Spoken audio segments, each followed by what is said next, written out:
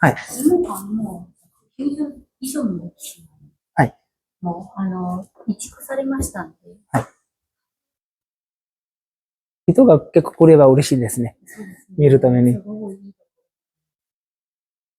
でもちょっと後ろからみんな来ないみたいな。道からちょっと離れてますね。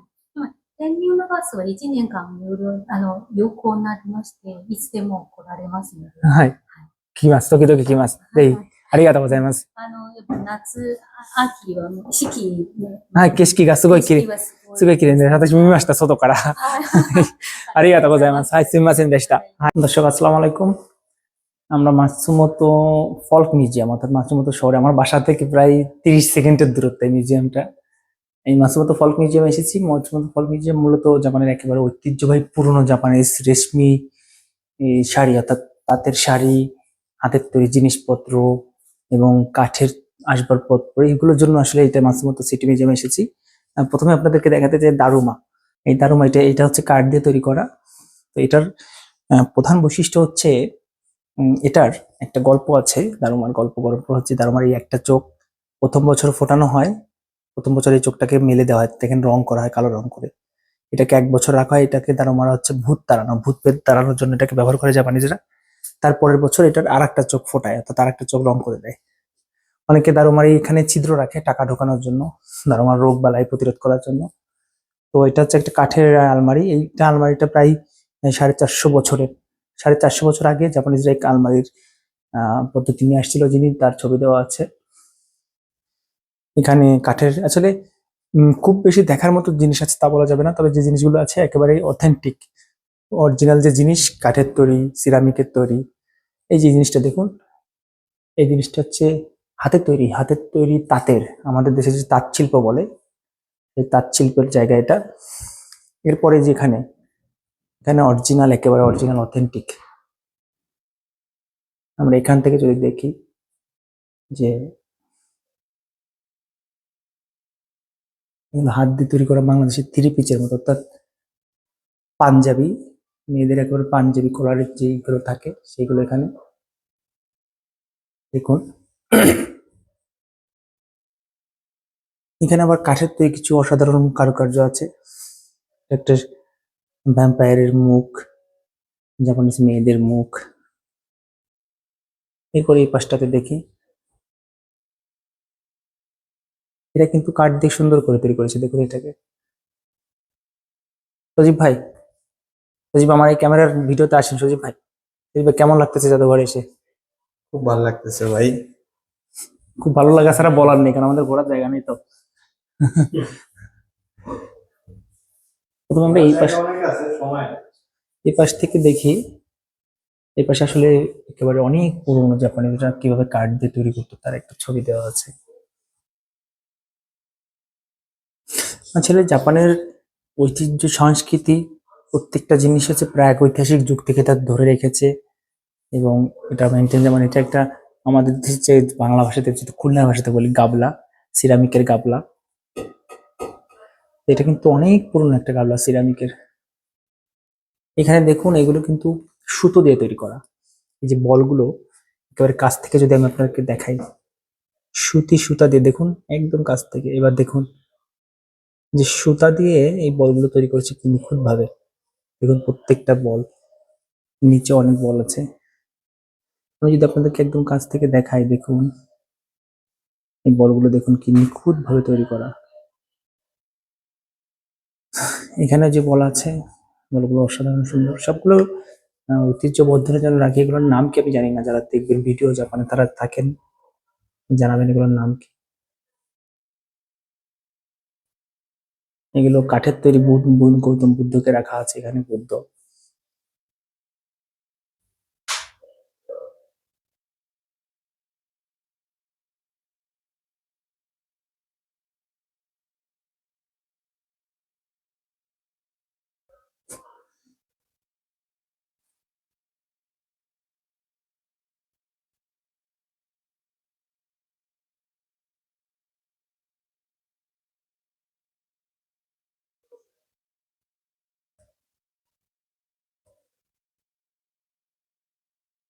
আগেকার দিনে টাকা রাখার বাক্স, এখানে একটা, এখানে একটা।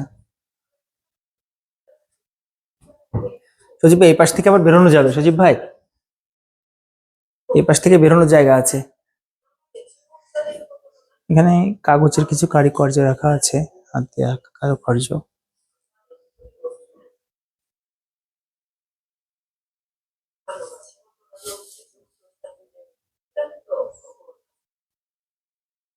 আসলে এই জাদুঘরটার বাইরে হচ্ছে এই পরিবেশ, বাইরে ওই গেটটা আছে, একটা বাগানের মতো পরিবেশ বাইরে, তার ভিতরে এই জাদুঘরটা।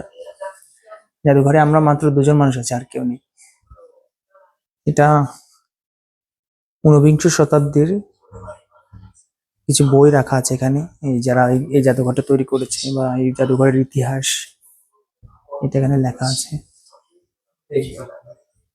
এক্সিট নাকি এটা? এক্সিট থেকে বেরোবো আমরা। দর্শক, মাছমতো জাদুঘর থেকে আমরা আজকে এখন এখান থেকে বিদায় নিব। তো জাদুঘরে আসলে দেখুন, এই পুরো জাদুঘরে আমরা ছাড়া আর কেউ নেই জাদুঘরের মধ্যে।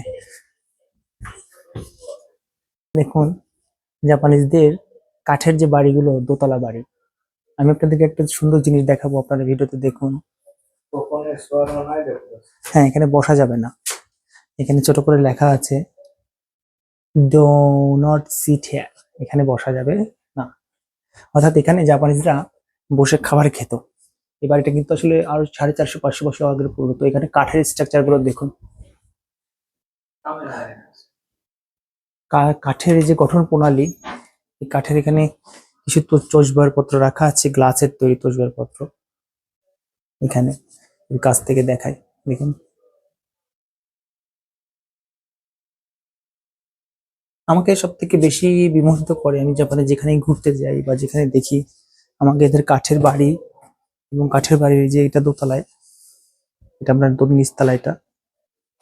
তো আমি যে আপনাদেরকে যেটা দেখাতে চাই, এই কাঠটা দেখুন, কাঠের এই যে গঠন প্রণালী দেখুন দর্শক।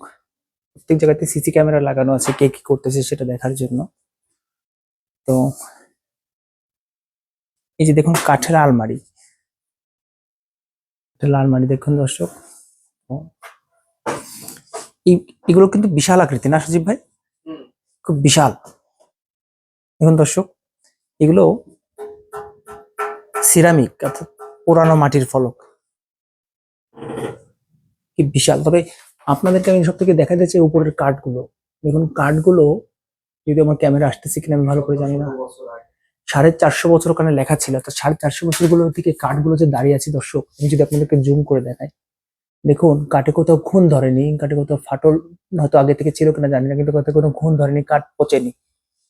এখানে দেখুন আর একটা সিরামিক, একটা পোশাক আছে, আমাদের দেশে মাদুর আছে, মাদুর বানানো, যে মাদুর দিয়ে বানানো পোশাক, অর্থাৎ আমাদের সেটাকে হোগলা পাতা বলে, হোগলা পাতার পোশাক রাজার জন্য পরিচিত করা ছিল।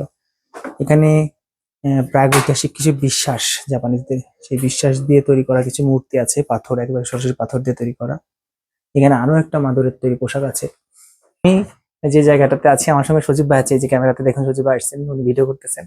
তো আমরা এই দুই ভাই ইদানিং সব জায়গায় ঘুরতে যাই দর্শক, কারণ আমাদের বাঙালি কমিউনিটি খুব একটা এখানে নেই। মাঝমতো শহরে যারা আছে খুব ব্যস্ত থাকে, এবং আমরা দুজন হোটেলে চাকরি করি, আমাদের সঙ্গে ছুটি মেলে না। তো এই যে মূর্তিগুলো আপনাদেরকে দেখাচ্ছিলাম দর্শক, এগুলো কিন্তু অনেক পুরনো, অনেক পুরনো, এবং এগুলো পুরোটাই কিন্তু হাত দিয়ে তৈরি করা, এটা কোনো মেশিন দিয়ে তৈরি করা না দর্শক। তো এই জিনিসগুলো কিন্তু আমাকে প্রচন্ড ভাবায়, যে জাপানিজরা হাজার হাজার বছর আগে ওদের সভ্যতা, ওদের কালচার এমন ভাবে তৈরি করেছে, যা সত্যি। দেখুন এটা কিন্তু অরিজিনাল সিরামিক। আমরা যখন সিরামিকের কল্পনা করেছি, তার আগে কিন্তু জাপানিজরা সিরামিকের আবিষ্কার করে ফেলেছে। না ভাই, আমি কাঠটাকে টেস্ট স্পর্শ করতে চাই, দেখেন দর্শক, এই কাঠগুলো কি কি নিখুঁত, কোনো নষ্ট হয়নি। এখানে সব থেকে মানে আর্কিটেকচারই সুন্দর, আর্কিটেকচারে যদি বিবেচনা করা হয় তাহলে হচ্ছে এদের কাঠ শিল্প, কাঠ শিল্পীরা প্রচন্ড ভালো করেছে, এবং কাঠ শিল্পীদের অবদান খুব ভালো। তাহলে সেটা আমরা আস্তে আস্তে বেরোই, আমরা আজকে আরো কিছু জাদুঘর ঘুরে দেখবো নাকি সুদীপ ভাই? আমরা কিন্তু আস্তে আস্তে এখান থেকে বের হয়ে যাচ্ছি। আমরা যেখান থেকে আসছিলাম সেখান থেকে যাবো নাকি এখান থেকে বেরোবো? আমরা এক্সিটে যে দেখুন, আমরা এক্সিট থেকে এখান থেকে বেরোয় যাচ্ছি দর্শক। এখানে ছিলাম, এই সিঁড়িগুলো কাঠের সিঁড়ি, কোনো লিফট নেই, কোনো কিছু নেই। প্রত্যেকটাই কাঠের, দেখুন কাঠের স্ট্রাকচার। এই পাশে যাবো না কচিকানে?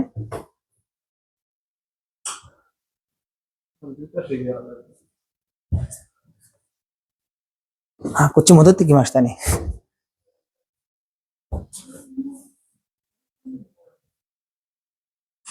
এগুলো তো সেই দড়ি না হয়, এগুলো হচ্ছে দড়ি। দেখুন যে দড়ি দিয়ে কি ধরনের স্ট্রাকচার তৈরি করছে, একটা পাটের দড়ি। আমাদের যেহেতু অরিজিনাল পাট, এগুলো সেই অরিজিনাল পাটের দড়ি। অনেক পুরোনো জিনিস, কিন্তু কোনো ক্ষয় হয়নি, ক্ষত হয়নি, সেভাবে আছে। চলেন এখানে আরেকবার যাই।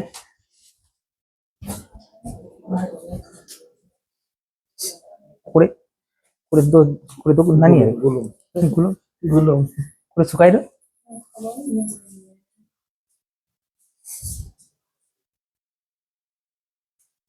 শুকোয় না আসলে। দেখুন পোড়া মাটির ফলক কিন্তু এটা ভাই।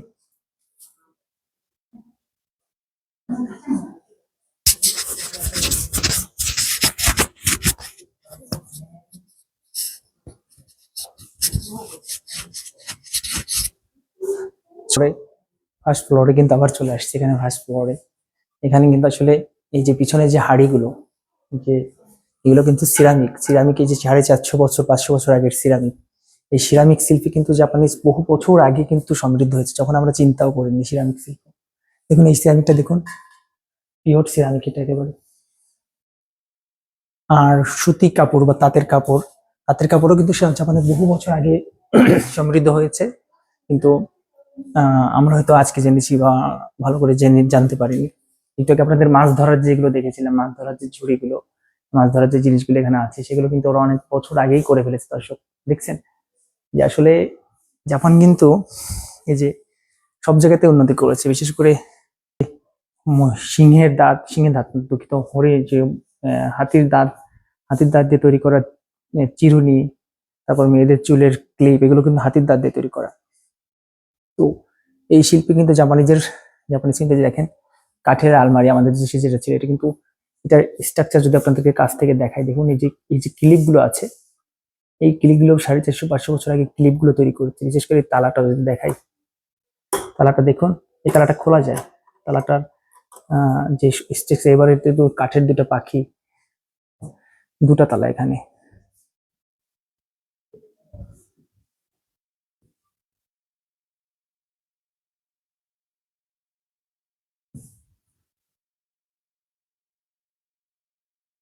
এখানে কিন্তু কিছু কিসের জিনিস রাখা আছে না?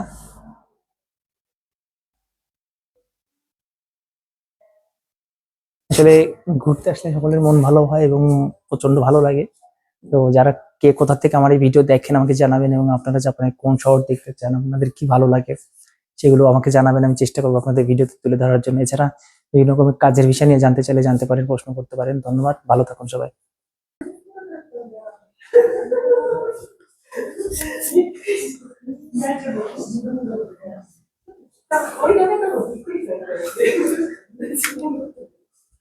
すみません、このミュージアムが何年前のですか？ここは60年前、何年前でしょう。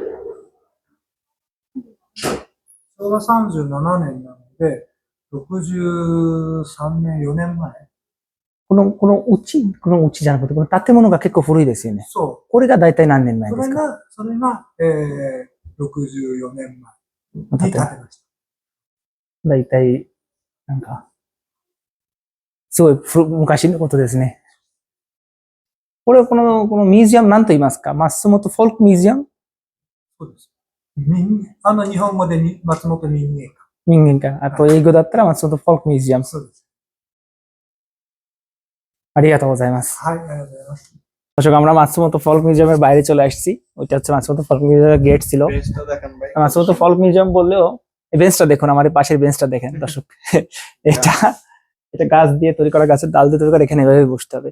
মাতসুমোতো ফল্ক মিউজিয়াম এখান থেকে বিদায় নিচ্ছি। জাপানি ভাষায় এটাকে বলে মাতসুমোতো মেঙ্গেনদাই মিউজিয়াম বা মেঙ্গেনদাই। এটা হচ্ছে সামনের অংশ। এটা সামনের অংশ, এখানে ছোট ছোট পাথরের রাস্তা। আসলে এখানে খুব বেশি মানুষজন আসে না। আর এটা এটা হচ্ছে সেই ভবন, মাতসুমোতো ফল্ক মিউজিয়ামের যে বিল্ডিং।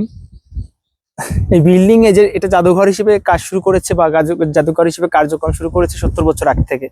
70 বছর আগ থেকে এই বিল্ডিং এভাবে পড়ে আছে। এটা ভুতুরে একটা পরিবেশ না সজীব ভাই? মানে একেবারেই ভুতুরে পরিবেশ, কোনো মানুষ নেই, জন নেই, কিছু নেই। ওই কিন্তু ওই বাড়িটা কিন্তু ওই যে ওই পাশে আরেকটা বাসা আছে, ওটা কিন্তু আটকে রেখেছে দর্শক। ওখানে কিন্তু আসলে ঢোকার কোনো সুযোগ নেই। দেখুন